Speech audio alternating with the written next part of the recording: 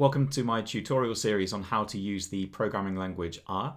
I've over 10 years experience of using R, both in my own research and teaching R to students, both undergraduate and postgraduate. I've written software extensions to R, so-called packages, which have been downloaded a total of over 70,000 times.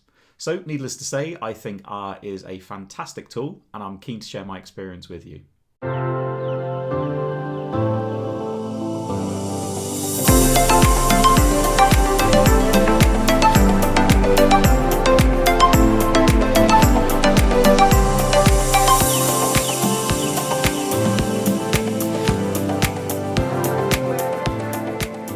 In this series, you're going to learn a set of highly valuable skills, and by the end of the course, you'll be confidently using R to process and transform your data, conduct sophisticated statistical analysis, and producing publication quality data visualizations. These skills are hugely valuable, not just in academic circles, but also in industry and data science. Before we get started though, in this first video, I want to address a question I often hear from students and my colleagues, which is why should I learn R? It's a question I often hear because many of us learn statistics with other software packages such as SPSS, and learning R requires a significant investment of time. It's also true that R has a steeper learning curve compared to software like SPSS, but I promise you that its flexibility and power are more than worth the effort. So let's start by considering first of all, what is R? R is a powerful programming language geared towards data processing and statistical modeling or statistical analysis. It's open source, meaning it's totally free to both use and also to modify via software extensions called packages. R offers an almost limitless range of statistical techniques and data visualization methods.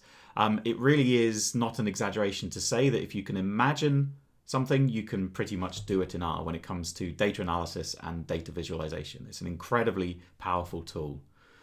As it's a programming language, it allows for extensive flexibility and control over data analysis tasks, and also allows you to conduct data simulations, which is a bit more of an advanced technique which we'll talk about much later in the course.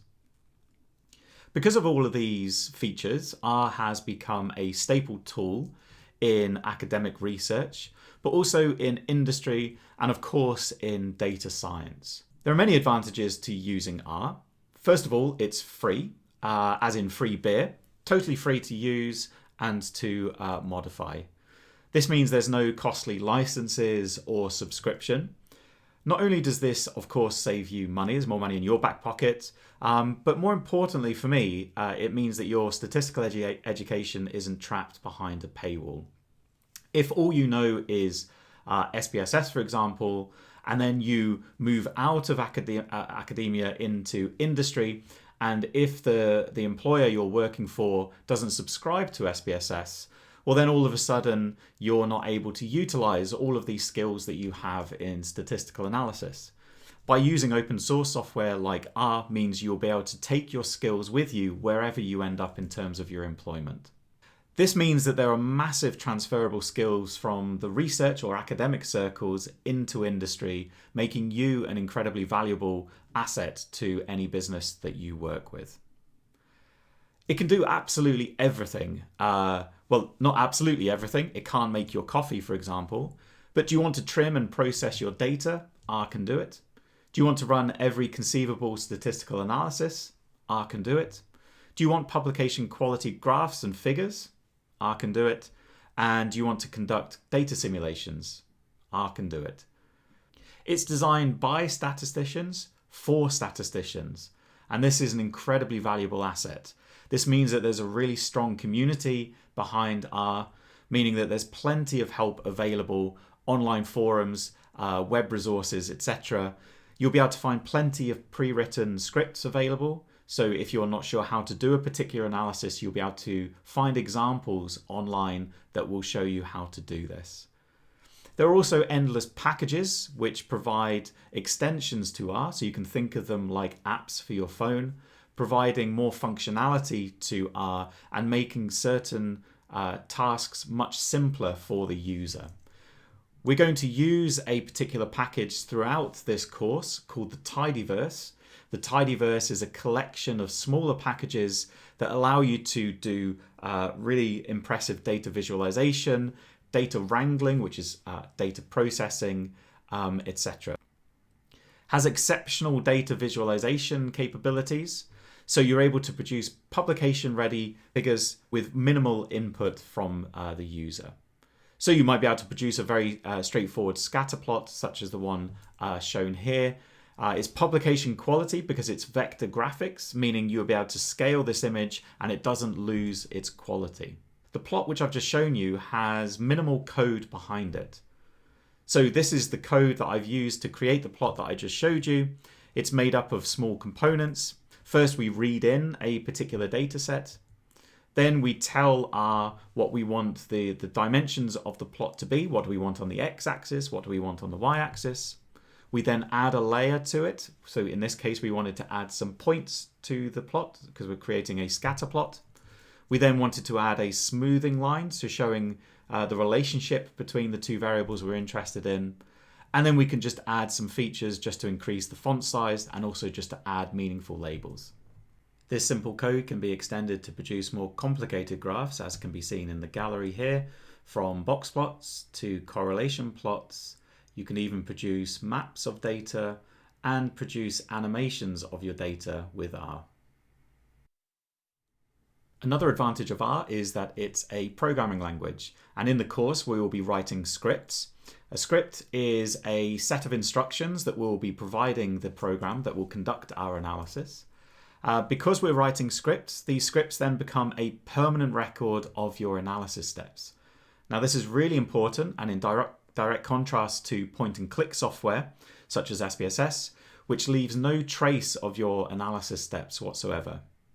This means that in future, you will be able to reproduce your analysis when you come back to it several days or even weeks or months later. Others will be able to reproduce your analysis by reading in the script into their own local software.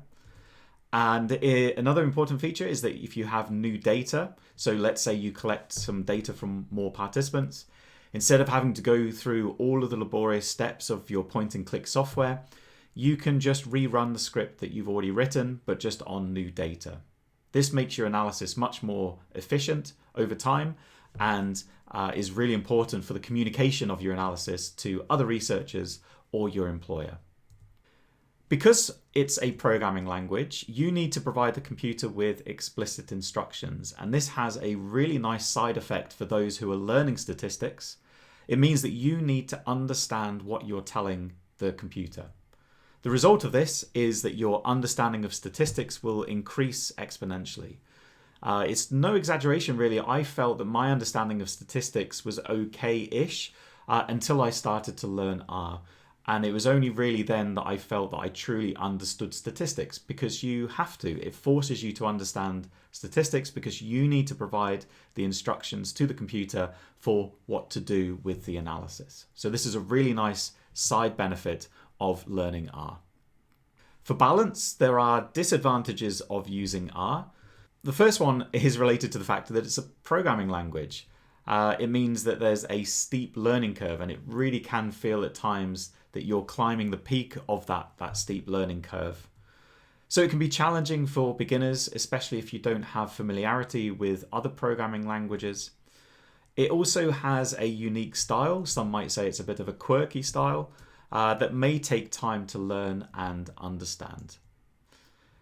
It's overall therefore less intuitive than point-and-click software such as SPSS, but I promise you that it's worth persevering with, it's worth battling through that steep learning curve. The end results will be very valuable to you.